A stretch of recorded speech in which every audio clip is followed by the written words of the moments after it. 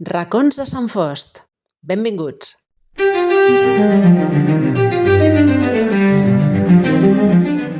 Ens hi posem, amb Miquel Catalán. Civisme i sentit comú.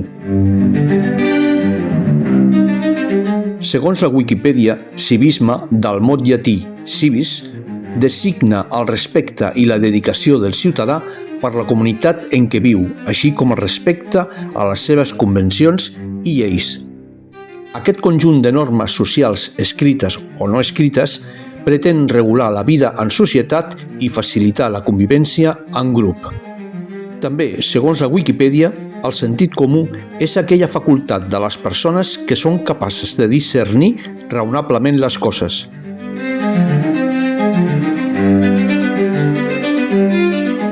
Començant pel sentit comú, aquest no està o no hauria d'estar relacionat amb la capacitat intel·lectual ni el nivell de coneixements. Es tracta d'una habilitat inherent a l'ésser humà i estretament relacionada a l'evolució.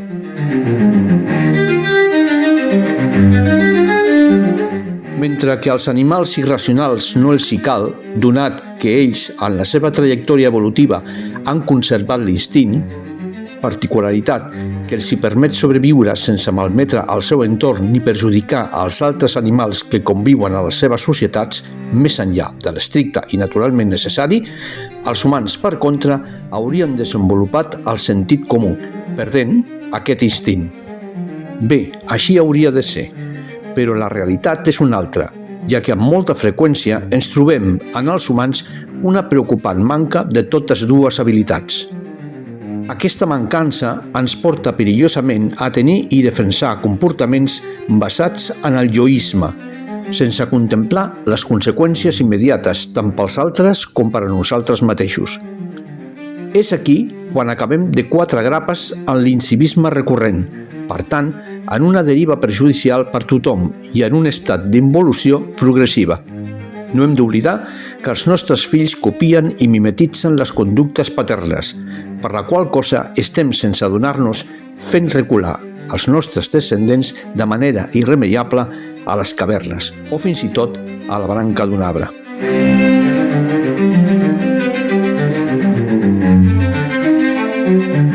Llançar deixalles al carrer o al bosc, aparcar en guals o llocs reservats a discapacitats, no respectar els passos de vianants, no respectar el descans dels veïns, fer soroll excessiu, no cedir un seient a una persona gran en un transport públic, no respectar la natura, fer malbé espais públics, elements patrimonials o propietats públiques i privades, maltractar i abandonar animals de companyia, portar els gossos sense lligar tant per ciutat com pel bosc, no recollir les deposicions d'aquests, ciclistes que van a gran velocitat per pistes no respectant els que gaudeixen de la muntanya a peu, d'altres que circulen per corriols estrets, són actes d'incivisme i absents de sentit comú. La llista és interminable i, malauradament, en comptes de posar remei, sembla que ho hem normalitzat. Desconec si el civisme es tracta a les escoles com un concepte, com un simple substantiu o com un relat de ciència-ficció. El que sé és que comença a ser urgent que es tracti com a assignatura de primer ordre.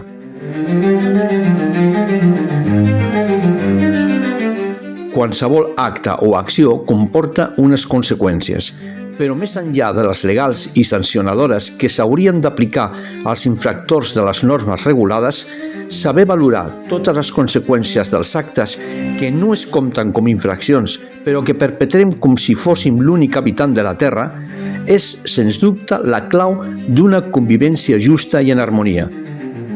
Com una jugada d'escacs, cada moviment nostre ha de preveure les reaccions possibles i la següent jugada, que en aquest cas no ha de ser una altra que transitar pel món amb llibertat i gaudint, només faltaria, però alhora evitar perjudicar ningú i rectificar el que calgui per assolir-lo.